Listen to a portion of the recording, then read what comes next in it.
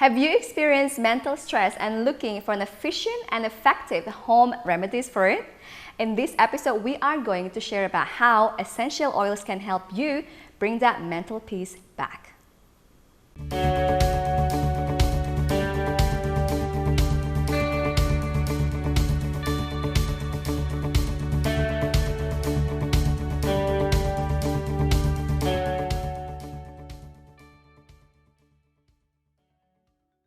Hi, this is Zia and this is Kimmana, and welcome to Holistic Nomads TV, where ancient wisdom and modern science can help you to have more clarity and energy in your life. Essential oils is such a happening thing right now in the world of wellness, health and healing. So I'm curious, before we go through the topic of today, that is how essential oils can help with the mental stress. I'm wondering, and maybe many of our audience also wondering, how can essential oils be even, helpful for healing? Why is it even one of the tools for healing? So I've been into essential oils for a long time. Before they became a real fad as they are lately and really popular, I've been using them since I was a young child. My mum's used them for a lot of household first aid and remedies. And as a naturopathic doctor, we study essential oils quite deeply to understand their pharmacological constituents and why they're so effective in the body. So to really understand, we first look at how potent they are, that we extract kilograms of plant material into sometimes a few drops of essential oils that are there. So we have the chemicals, the pharmaceutical actions that are present in those chemicals potentized down into a really small amount. Think of oregano and eating tablespoons of oregano, or taking one drop of oregano essential oil, really intensely potent in that essential oil. Think of roses and kilograms of roses being down into a tiny amount of that essential oil. When those essential oils start to move into the body, and there's various ways they can move into the body, they plug into certain receptors, they stimulate nervous system actions, they work with the immune system, they have effects right across the system. And this really depends on how they move into the system. So the first one to be aware of is when we inhale an essential oil, it starts to influence first nerves in the nasal cavities. And these nerves in the nasal cavities are the only place in the body where nerve endings come out of the skin. So really imagine that. You've got these little nerve endings that are coming directly out of the skin, and they're hanging out there for when the essential oil or other vapors come across and make impact on the nerves. Our brain is linked to those nerve endings, and it's why our sense of smell is so powerfully linked to memory and psychological experiences from the past, because it's so powerfully linked to the brain and certain parts of the brain.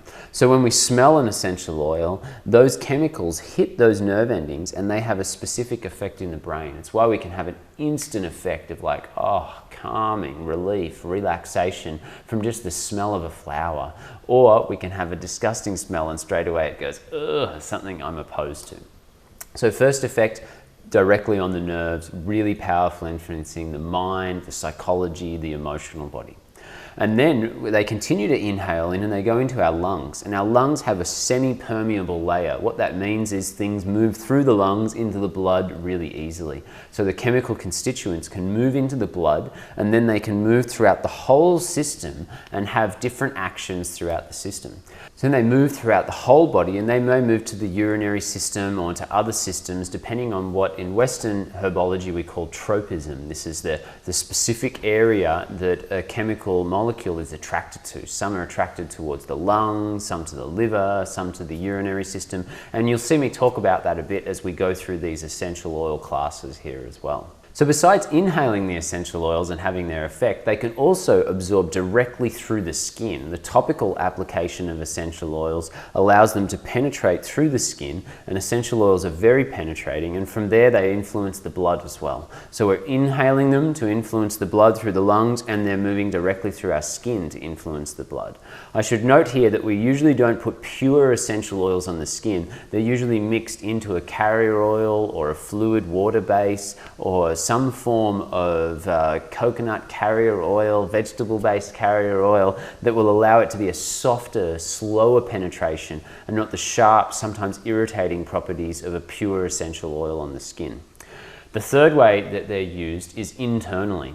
And I'm going to highlight here that I do not recommend anyone to use internal use of essential oils unless they're being prescribed to you by a professional. There's a lot of modern day essential oil companies out there that are really promoting the internal use of essential oils. And in my experience as a naturopathic doctor, there's just too many side effects that can go on when we're using essential oils internally. Even with oils that are meant to be used internally, their sharp, intense properties tend to irritate the digestive tract and the mucous membranes easily. They might be having a great medicinal effect somewhere else, and they're having a slight aggravating effect. I'm just going to use oregano oil as an example there. Many people promote the internal use of oregano oil, great for a cold, a flu, a fever, a sore throat. Yet if we're using 100% pure essential oil, 1 drop of that in water, that's really going to irritate the mucous membranes, aggravate the lining of the stomach. It should be mixed into a 70% olive oil and only 30%, and then we're using a specific amount of drops there. So these are really fine-tuned things when it comes to internal use of essential oils. So all of these classes, we're talking about inhaled or topical use of the essential oils. That's how I would recommend as a beginner. You can get great results. You don't need to take them internally. As I've said, breathe them in. They go into the blood. You know, put them on the skin, they go into the blood. And you're going to have a much more of a do no harm model by using them in that fashion. Okay, so that's about the essential oil in general. So now we're going to the topic for today, that is how essential oils can be helpful to treat mental stress. Now, what dosha, because of course these channels always have a relation with Ayurveda, what dosha would be most related with mental stress in this topic? So although all of the 3 doshas, Vata, Pitta and Kapha, could influence mental stress, and if you're not familiar with what a dosha is, go back and check out the classes on doshas. Yet Vata is the dosha that generally creates the most mental stress because it's associated with the mind and the nervous system. Its main primary negative emotion is fear, worry, anxiety. And fear, worry, anxiety is the source of all mental stress. Anger is originally created because of fear. Sadness is originally created because of fear, loss, separation. They are the source point. So Vata is the source point for all of these mental and emotional stresses.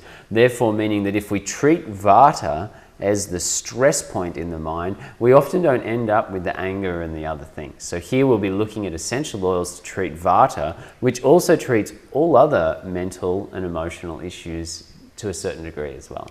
Like feeling, what, sad?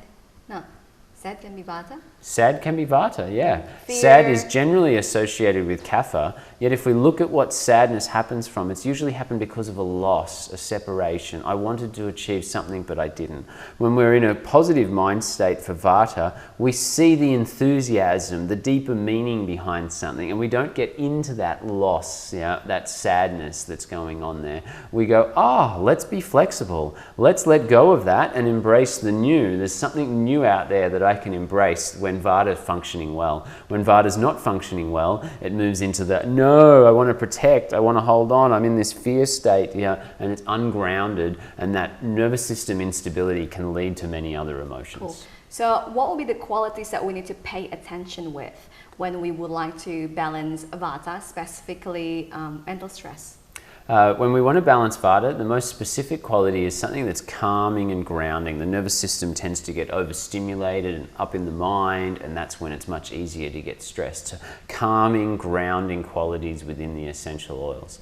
The next one is something that is warming. When it's warm, it tends to relax the nervous system. When it's colder, the nervous system is a bit more on edge. It feels like, oh, I need to be more aware. It's more of a survival situation. A gentle warming effect within the essential oil will tend to relax the nervous system. And a third one is moistening. The moistening properties tend to counterbalance the dry properties of Vata, and our nervous system is insulated within fat. It really likes to be moist, lubricated, feel that there is extra resources to call upon. So if we can get these 3 properties, calming, grounding, moistening and warming, into the essential oil blend, then we're going to have more balancing properties to Vata. So what would be the examples of the essential oils or the substances that then turn to become essential oils that have these qualities. Yeah. So one of my favorites to balance Vata is cardamom. Cardamom essential oil has such a rich aroma to it, and it has this warming, moistening, calming. It's not so heavy grounding, yet it still has this calming property. It's a heart opener, and it really stimulates ideal thoughts and actions. It's also warming and enhances circulation across the body. The next essential oil I'd use for Vata is called Clary sage. It has a very specific action on the mind. It's really calming. It's great for women when they're going through their menstrual cycle as well. It particularly works with balancing female hormones, calming and grounding and centering the mind, and it has a warming property too. The third one I look at here to balance Vata is ginger. Ginger doesn't necessarily have so much specific effect on the mind, yet it is warming and circulation enhancing, and it can be great for Vata.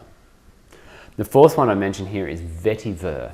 And vetiver is a very heavy, this is the most grounding out of the four that I've mentioned, and it's a really heavy, what they call a base note within essential oils. A base note means that it takes longer to evaporate and reach your nose. So there's high, medium, and base notes within essential oils. And a good blend of essential oils, when you're making a blend, will consist of some highs, some medium, and some base notes. So vetiver is a wonderful base note that helps to balance Vata, and it's really heavy and grounding. If you smell it, it's like a damp, earthy, wooden forest that you're experiencing.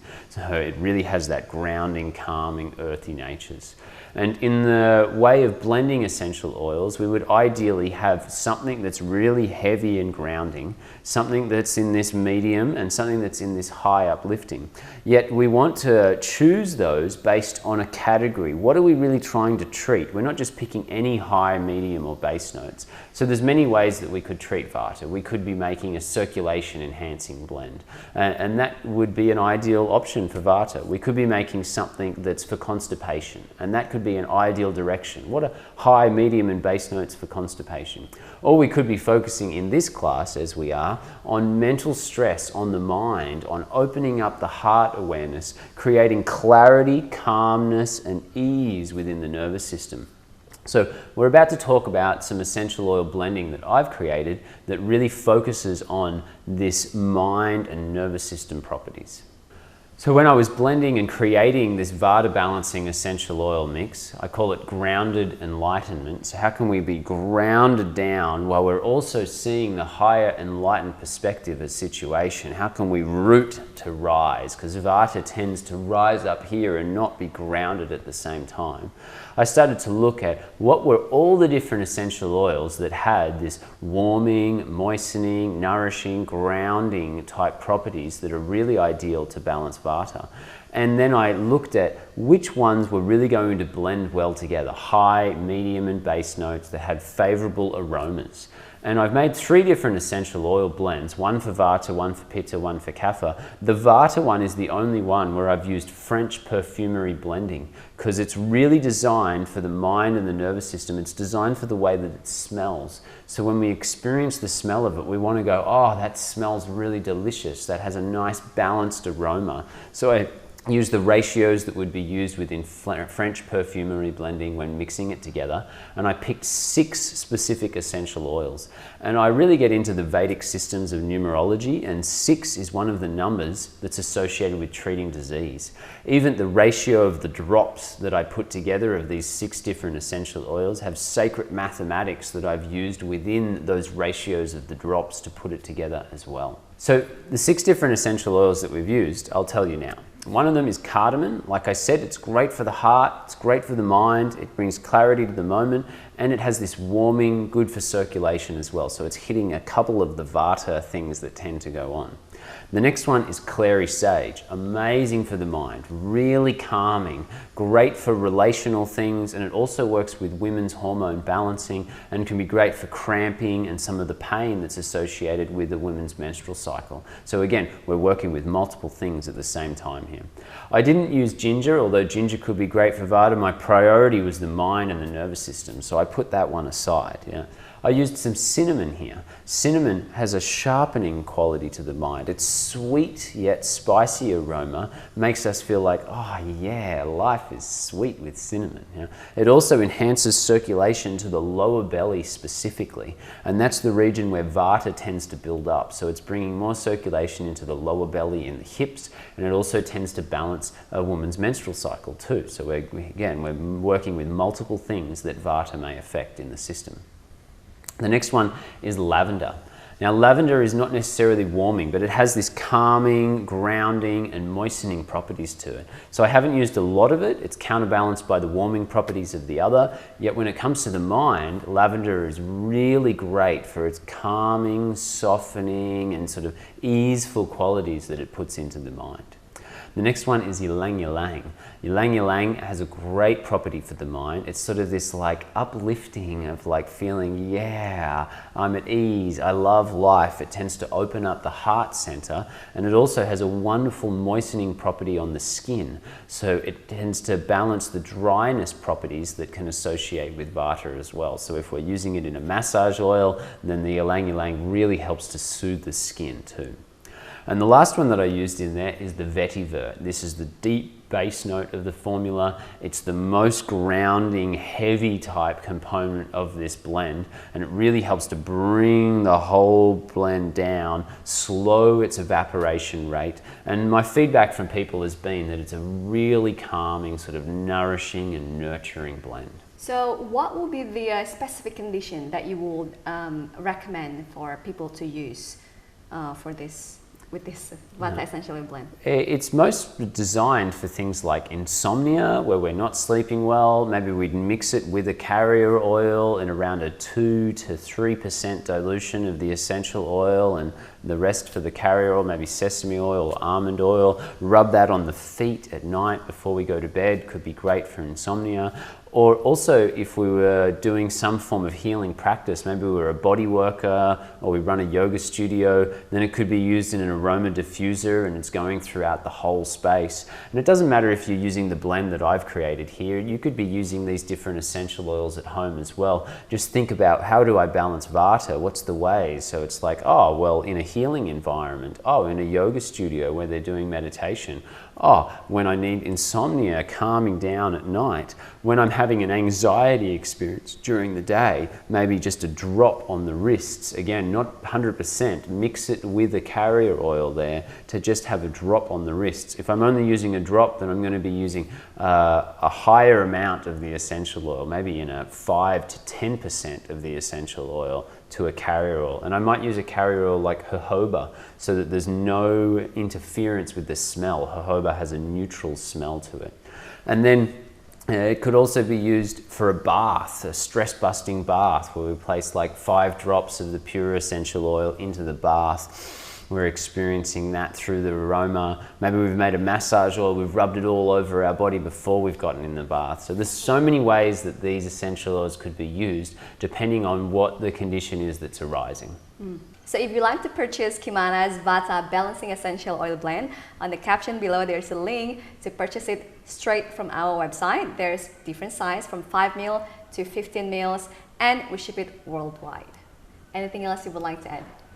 Just that we'll put in a little educational handout with that that'll show you about the 3 different blends, and they can be used as a travel healing first aid kit. I also really want to emphasize, I'm not telling you to necessarily purchase the blends off me. What I'm really trying to emphasize is education, the use of this for home use and being able to use a little bit of essential oils for first aid remedies at home. As always, I am not prescribing something to you specifically. I'm offering educational things, so information for you to start to ponder upon and think about, and you may need to work with a professional to really figure out if all of it is suited to you specifically.